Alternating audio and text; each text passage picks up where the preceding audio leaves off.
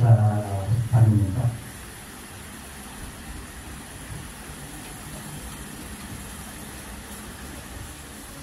Taas po natin ang ating tanong kamay. At sumunod po kayo sa aking sasabihin. Ako ay kasapi ng Community Force for Common Good Incorporated. CFCGI Moral Action Group. Pagpuli ko ang dumalo sa bawat pagtitipon. Lumahok sa bawat usapin para sa kabutihan. Kapayapaan ang kapakanan ng lahat.